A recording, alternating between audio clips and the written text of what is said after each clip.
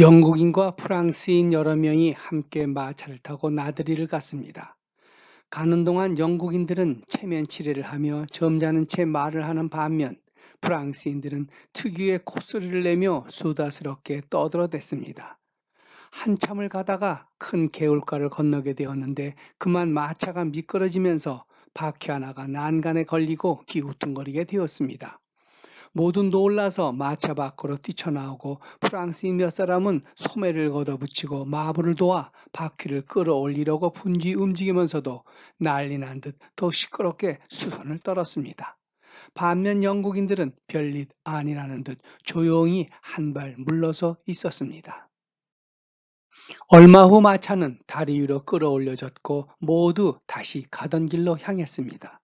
헌데 마차 안에 다시 들어서자 프랑스인들은 언제 그랬냐는 듯 전처럼 그냥 이런저런 수다 떨기에 여념이 없었습니다.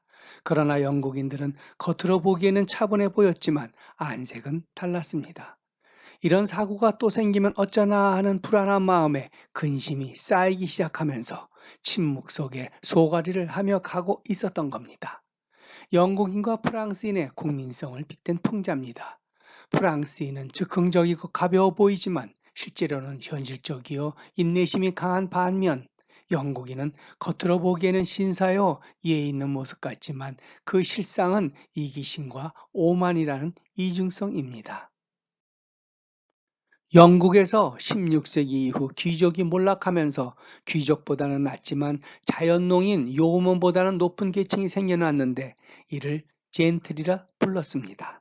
말하자면 신분상 귀족은 아니면서도 가문의 휘정을 사용할 수 있는 중상류층을 말합니다. 당시 영국은 철저한 장남 상속제도여서 귀족 자기와 대부분의 재산은 장남만이 상속받았고 차남 이하는 제외됐습니다. 따라서 이들은 명색이 귀족의 혈통이었기 때문에 체면상 낮은 지위의 직업보다는 고귀한 일로 여겨졌던 성직자나 군인 등을 택하면서 젠트리로 편입되었습니다. 그런가 하면 부유한 평민이 영지를 사들여 지주가 되어 젠트리가 되기도 했으니 젠트리의 복은 다양해 법률가 같은 전문직을 포함 당시 사회 전반에 걸친 지배 계급이었습니다. 우리로 말하자면 일종의 양반 계급층과 유사하다 할 수 있는 겁니다.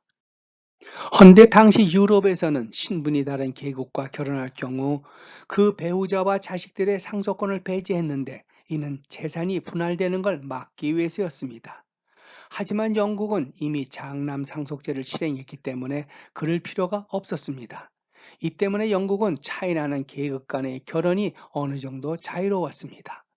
귀천 상호는 신분 계급이 다른 사람끼리의 결혼을 말합니다. 귀족과 평민 간의 결혼뿐 아니라 왕족과 비왕족 귀족 간의 결혼도 이에 해당합니다. 이때 귀천 상혼한 부부 사이의 자녀는 직위와 특권, 상속권을 계승받지 못합니다. 이런 사회상을 배경으로 쓰여진 소설이 제인 오스틴의 오만과 편견입니다. 1813년 발표된 이 작품은 결혼을 부와 사회적 지위 획득의 수단으로 삼아 가난한 애인을 버리고 귀족과 결혼하기 위해 책략을 꾸미는 등 젠트리 계급의 숙녀와 상류 계급의 신사 사이의 이야기를 그린 작품입니다. 그러다가 시대가 흐르면서 젠트리는 계급의 개념은 약해지고 귀족을 포함한 상류계층을 아우르는 말로 젠틀맨으로 불리게 되다가 오늘날에는 교양 있고 예의 바른 남성으로 되었습니다. 아무튼 소설 속에서 젠트리는 겉으론 고상한 척 위선을 떱니다. 이러한 젠트리의 두 얼굴은 선과 악의 상반된 인격을 지닌 인물을 그린 로버트 스티븐슨의 지킬 박사와 하이드, 그리고 윌리엄 데커리 풍자 소설 영국의 속물열전에서도 여실히 그려졌습니다. 이런 고상한 척 신사인 채 하는 속물을 흔히 스노브하다고 합니다. 그 어원은 불확실하지만 대체적으로 두 가지 설이 있습니다. 한때 영국 옥스퍼드나 케임브리지 학부생들은 입학 서류에 자신이 귀족인지 아닌지를 적어야 했는데 평민 출신인 경우 귀족이 아니다란 뜻으로 without nobility에 해당하는 라틴어 sine nobilitate를 줄여 SNOB 스노브라고 적었다고 합니다. 다른 한편으로는 18세기에 케임브리지 학생들이 대학생이 아닌 시민을 가리켜 미천한 계급이었던 구두수 성공을 칠칭할 때 사용한 은어인 스노비라고 불렀는데 후에 그 의미가 확대되어 중류층, 상류층까지 두루 사용됐다고 합니다. 이는 즉 상류 사격의 이론이 되기에 교양이나 취향이 좀 부족한 사람까지도 포함하면서 지위가 낮은 사람을 일컬었던 말이 신사인 채 하며 허세 부리는 사람으로 변한 겁니다. 우리로 말하자면 빈대떡 신사인 셈입니다.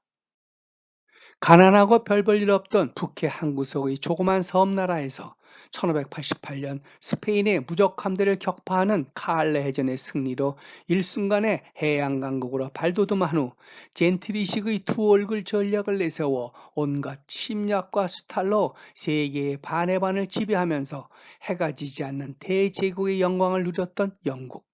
이 때문에 그럴까요? 유럽에 있으면서도 유럽과 하나일 수 없다는 유아 독전의 인식이 깊이 뿌리박혀 있는 인상을 떨쳐버릴 수가 없습니다. 유럽의 일원이 아닌 독자적 대제국의 군림에 대한 향수라고나 할까요?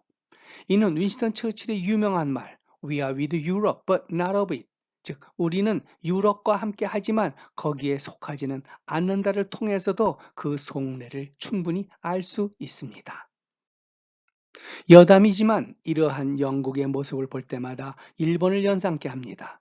유럽 위에 군림하고자 하는 영국이나 아시아에 있으면서도 아시아의 길 거부하고 서구의 일원이 되겠다는 염원으로 일찍이 탈아 입구를 주창했던 일본. 군주를 중심으로 여러 나라의 침략을 일삼고도 타국들과는 다르다는 선별의식도 그렇지만 영국 국기 유니언 잭과 일본 제국의 우길기의 붉은 빗살까지 너무나도 닮은 두 섬나라.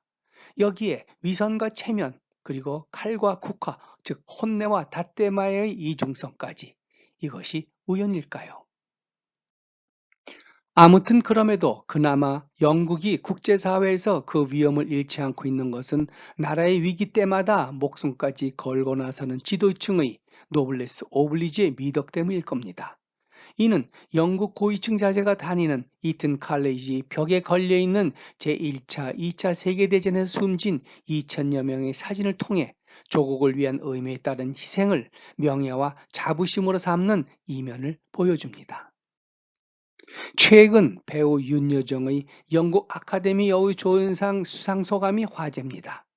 모든 상이 의미가 있지만 특히 고상한 척, 즉 스너비시한 것으로 유명한 영국인이 나를 좋은 배우로 인정해줘 의미가 있고 영광이라고 한 말이 시상식에 참석한 영국 아카데미 인사들의 폭소를 터뜨리게 한 겁니다.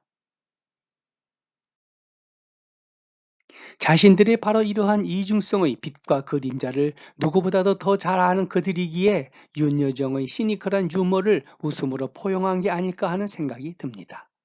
또 다른 그들이 가식적 고상함과 포용의 양면성이 아닐는지요. 이런 생각이 듭니다.